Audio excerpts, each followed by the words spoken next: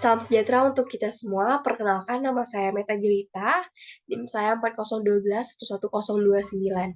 Baiklah, pada kesempatan kali ini saya akan menjelaskan sedikit terkait penelitian ilmiah kelautan. Nah, jadi pada umumnya istilah penelitian ilmiah kelautan atau marine scientific research dapat diartikan nih sebagai penyelidikan ilmiah yang dilaksanakan dengan cara-cara tertentu dan tujuan-tujuan tertentu terhadap lingkungan laut sebagai objeknya. Nah, terdapat juga beberapa kategori pada penelitian ilmiah kelautan ini. Yang diantaranya yang pertama itu ada cyclo-oceanography, di mana ini berkaitan dengan studi mengenai ombak, pasang surut, arus, dan perubahan suhu. Nah, yang kedua itu ada chemical oceanography atau berkaitan dengan penelitian tentang kompleksitas kimiawi di lautan. Nah, untuk yang ketiga itu marine biology, ya ini yang berhubungan dengan penyelidikan tentang tumbuh-tumbuhan laut dan bintang laut. Nah, untuk yang kategori keempat itu ada marine geology. Ya, ini berhubungan dengan studi mengenai topografi dan sedimen dasar samudra serta kandungan-kandungan yang terkandung di dalamnya. Nah, selanjutnya kita akan membahas nih mengenai dasar hukum dari penelitian ilmiah kelautan ini. Jadi, di dalam pasal 238 Konvensi Hukum Laut 1982 yang mengakui hak semua negara dan organisasi internasional yang berwenang untuk melakukan penelitian ilmiah kelautan sesuai dengan ketentuan-ketentuan konvensi pasal 242 ayat 1, yang mana dalam pasal ini menetapkan bahwa semua negara dan organisasi internasional yang berwenang haruslah bekerja sama untuk memajukan penelitian ilmiah kelautan untuk maksud damai. Nah, eh, sebagian besar dari para peneliti yang melakukan penelitian ilmiah di baik itu di perairan nasional ataupun di zona ekonomi eksklusif negara-negara berkembang, nah berasal dari negara-negara maju. Dan sehingga hal ini pula yang nantinya menimbulkan kekhawatiran bagi negara-negara berkembang. Hal ini karena negara-negara berkembang menghendaki untuk lebih mempunyai peran dalam mengatur penelitian ilmiah kelautan yang didasarkan pada dua faktor utama. Jadi, faktor yang pertama itu negara-negara berkembang ini merasa bahwa belum cukup mampu untuk mendapatkan keuntungan penuh dari hak mengeksploitasi sumber daya alam, terutama itu di perairan nasional dan zona ekonomi eksklusif karena keterbatasan kemampuan iptek atau ilmu pengetahuan dan ilmu teknologi.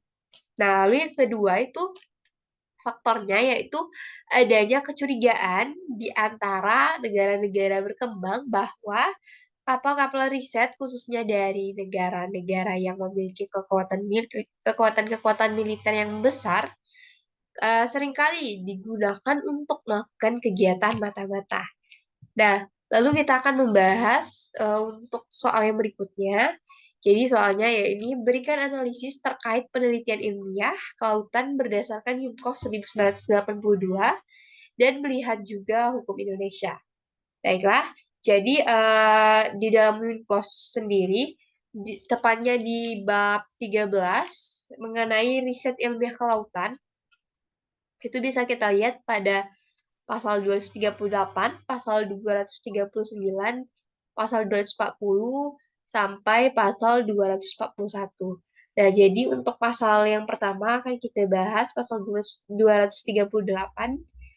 hak mengadakan riset ilmiah kelautan. Nah, jadi di dalam pasal ini menyatakan bahwa semua negara, tanpa memandang letak geografisnya dan organisasi-organisasi internasional yang kompeten, berhak mengadakan riset ilmiah kelautan dengan memperhatikan hak dan kewajiban negara-negara lain sebagaimana ditentukan dalam konvensi ini.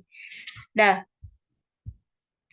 jelas sekali dalam pasal ini telah menyebutkan bahwa posisi ataupun keadaan geografis sebuah negara dan organisasi-organisasi internasional itu diperbolehkan untuk melakukan riset ilmiah kelautan, namun tetap saja harus memperhatikan hak dan juga kewajiban negara lain sebagaimana yang telah diatur sehingga nantinya tidak ada sengketa yang timbul akibat pengadaan riset ilmiah kelautan ini. Jadi, hak ini dapat dimiliki setiap negara ataupun organisasi internasional yang punya kepentingan.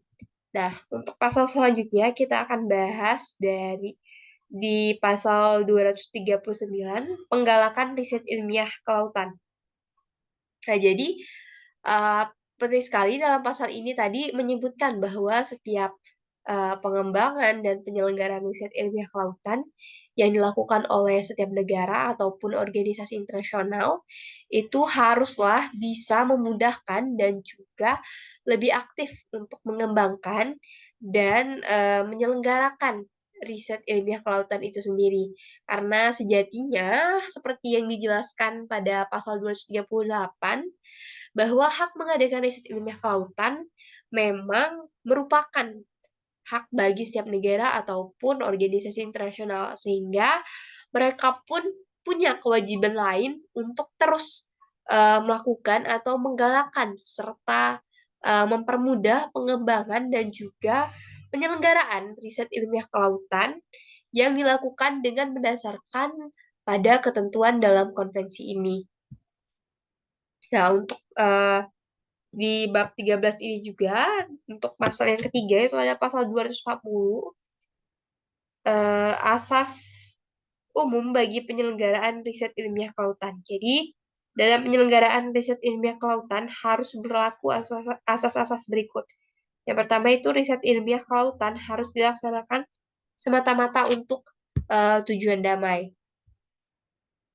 Nah, eh, pada asas yang pertama ini dapat kita lihat bahwa di sini memang riset ilmiah kelautan ini tentu saja itu harus berdasarkan pada kepentingan suatu negara atau organisasi internasional.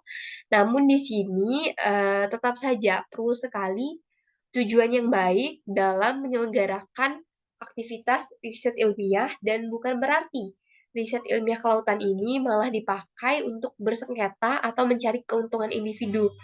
Nah, maka dari itu riset ilmiah kelautan sangatlah harus didasarkan dengan tujuan yang damai. Nah, untuk pasal berikutnya atau ayat berikutnya, ini ada riset ilmiah kelautan harus dilakukan dengan metode ilmiah yang tepat dan dengan cara yang sesuai dengan konvensi ini. Jadi, dalam riset ilmiah kelautan akan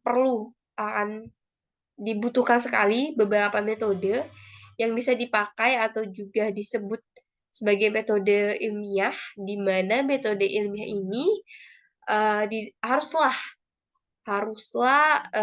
sesuai dengan isi konvensi, dan metode ini juga diharapkan tidak akan merugikan pihak manapun dan bisa memberikan manfaat sebagaimana yang diharapkan.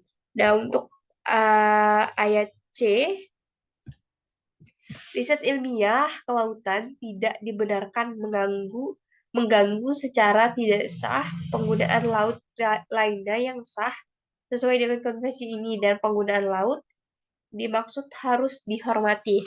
Jadi pada asas yang ketiga ini lebih menekankan bahwa riset ilmiah kelautan tidak diperkenankan untuk mengganggu atau merusak penggunaan laut dalam konteks secara tidak sah, dan sebaliknya penggunaan laut tentu saja harus dihormati, terutama bagi para pihak yang menjalankan riset ini, karena laut adalah bagian yang perlu dijaga. Jadi apabila nantinya riset yang dilakukan tidak sesuai dengan asas ini, maka penyelenggaraan riset ilmiah kelautan dianggap gagal dan melanggar hukum. Nah, untuk yang asas yang terakhir itu Riset ilmiah kelautan harus diselenggarakan sesuai dengan segala peraturan relevan yang diterima sesuai konvensi ini, termasuk ketentuan-ketentuan mengenai perlindungan dan pelestarian lingkungan laut. Nah, jadi pada pasal 240 ayat D ini menyebutkan bahwa riset ilmiah kelautan ini perlu dilakukan dengan tetap memperhatikan peraturan-peraturan yang ada dalam konvensi. Nah, apa gunanya? Jadi gunanya itu untuk menjaga dan juga melestarikan lingkungan laut. Karena apabila riset ilmiah kelautan ini dilakukan sesuai dengan peraturan yang ada, maka nantinya akan tercipta lingkungan laut seperti yang kita harapkan. Nah, untuk pasal yang terakhir, itu ada di pasal 241, tidak diakuinya kegiatan riset ilmiah ke kelautan sebagai dasar hukum bagi tuntutan. Ya, jadi kegiatan riset ilmiah kelautan tidak dapat menjadi dasar hukum bagi tuntutan maupun terhadap suatu bagian dari lingkungan laut atau kekayaan alamnya. Nah, jadi dalam pasal 241 ini, pada kegiatan riset ilmiah kelautan ini tidak bisa dipakai sebagai dasar hukum, baik itu untuk tuntutan, karena kegiatan riset ilmiah kelautan ini hanya mencakup bagian dari lingkungan laut dan kekayaan alam di dalamnya. Nah, jadi apabila seseorang mengajukan gugatan yang mana menjadikan kegiatan riset ilmiah sebagai dasar hukumnya, maka tidak diperkenankan dan juga tidak diakui. Nah, itu tadi untuk menjawab pertanyaan nomor 3 dan untuk analisis terkait dengan aturan mengenai riset mengenai penelitian ilmiah kelautan menurut hukum Indonesia itu ada diatur di dalam Undang-Undang Nomor 32 Tahun 2014. Itu juga diatur dalam Undang-Undang Nomor 5 Tahun 1983. Dan yang terakhir itu juga diatur di dalam Undang-Undang Nomor 17 Tahun 1985. Sebenarnya masih banyak sekali peraturan-peraturan mengenai penelitian ilmiah kelautan ini. Nah, kurang lebih itu yang bisa saya sampaikan. Lebih dan kurangnya saya mohon maaf. Karena karena kembali lagi kesempurnaan hanyalah milik Tuhan semata. Saya akhiri. Terima kasih.